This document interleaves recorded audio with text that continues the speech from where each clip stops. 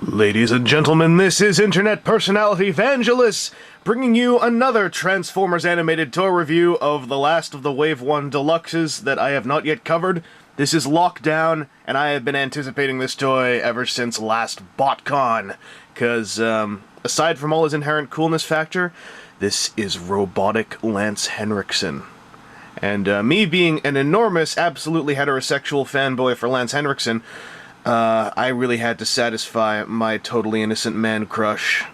And this BotCon, I was able to do it, and a lot of people saw me with my pocket lance in the breast pocket of my shirt, hanging out there, and what they didn't know is something I'll point out later, but, small problem with the toy. That said, I do really like it. The vehicle mode is a giant, spiky, super stylized muscle car of doom-a-death with pink windshields, because Lockdown is so badass he can pull that off. Enormous tires with spikes on the axles, gigantic engine on the front, and if you don't like the engine on the front because you're weird, then, here. Now he's got a big hole in the front, but it's a neat little bit of pseudo-customizability, to use words. Now the transformation on this guy results in him being enormous. I'm going to say that now before I start. It's a really cool transformation, and just like several of the other animated toys, such as Prowl, one of the things this does is leave him with a vehicle mode, or a vehicle mode? A robot mode. I swear! Okay, look, I did take the pills.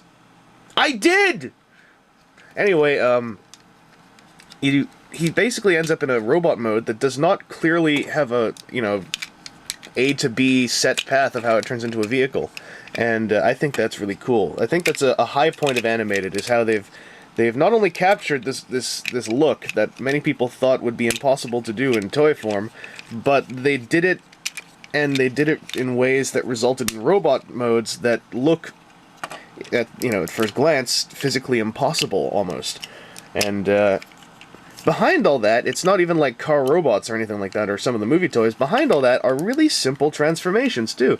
It's really clean, really thoughtful engineering, and I'm really happy to see it. Even if you don't like the aesthetic of these toys, I still think there is merit in their engineering for future Transformers lines, just because of the stuff they're able to pull off in here. And, oh dear, he is getting tall. This is the thing about Lockdown. He is, I think, aside from the leader-sized toys, this is the tallest toy in the line. And he's $10! I can't say that enough. Lockdown is really, really a pinnacle of the line for me, just like Prowl was. These are two toys I was really happy to get a hold of at BotCon 2008. And I know that there's a lot of people who don't like him, but just speaking for myself, if you're able to deal with all the proportions of all the characters like I have, Prowl and Lockdown are two incredible pieces of toy, lickable toy sex, to put it in completely PG-13 terms. Now, as you can see, he's incredibly tall, and there is one major issue that you should know about. His hands on the retail model will only come out about that far, and if you try to push them any farther, they will snap off. Now, the reason for this is there is a black piece of venti detailing you can kind of see in the light there inside his arm. That collides with this plastic here. Now, as you can see here, I've shaved the gray down. It took me a lot of work, but I shaved the gray down there, so there's a hole for this black venti part to go through. This tab here has nothing to do with it. It's this gray part of his hand hitting that black venti part. If you want to fix it, you have to shave either the black venti part off or shave the gray hand down, and it's very hard because it's all really internal. But if you pull it off, then he doesn't have, busted wrists. Oh, and he has, pulling off here, a little attachable weapon hand, which is pretty neat. And also, if you spin this around, and then you plug it onto his hand thusly, and press down on the engine after doing so, after negotiating the tremendously hard setup of a hole in a peg, you get his EMP blaster! And I really think that's cool. And apparently this EMP blaster also fits on Ratchet's arm, and I tested that at BotCon, and it does. There is also a redeco of Lockdown coming out much later, who's going to have his other plug-on hand from the show, which was a chainsaw, which excites me greatly. Posability-wise, he's actually not all that great. From the waist up, he's pretty good. His knees, however, stop here. He's got fairly good ankles, though, and they're really tough, and it really helps. He looks his best when he's standing there glaring at you. He's got really good hips. However, this is something else that you will hit with your lockdown, very likely. You'll be transforming him, and then, oh, there goes his leg. Or you'll be transforming him, and then, oh, his leg fell off. Or you'll be putting him in your breast pocket like I did, and then when you pull him out, he's like, you know, this. So he has a bit of a bad thing going on with how tight... It's not even a tightness thing, it's just the friction in there is odd. It works as a joint, but a certain type of pressure on it just makes the leg fall right out. It's not that big a deal for me, but it may irritate some of you at first. I got used to it after a while and figured out how not to press him in those certain ways. He also has a head joint, which surprised me, but it's kind of limited and it's a little angular.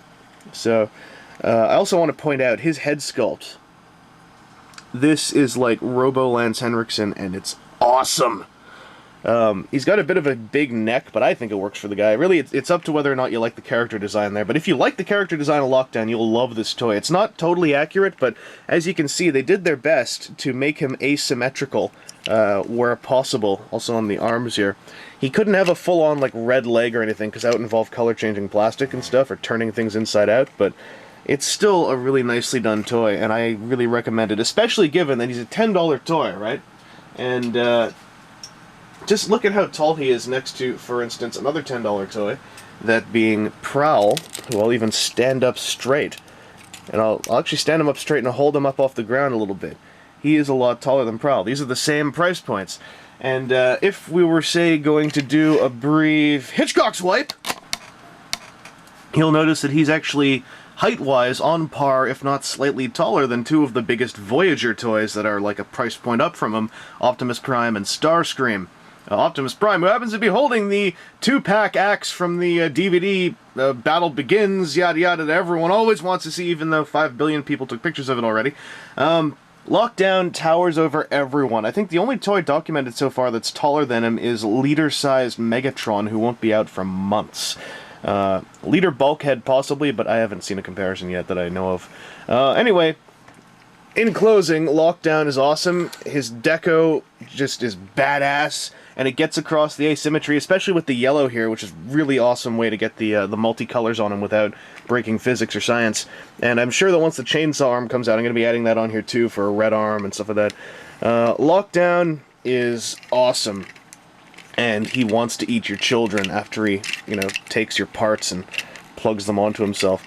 So I hope that that you'll give this toy a chance if you're into his design at all. I love his design, so I'm very into him. And yeah, this is Internet Personality Vangelus.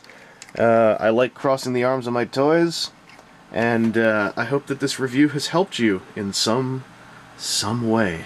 And I'll see you all later on, and I'll see you later on too, Lance Henriksen. Yeah.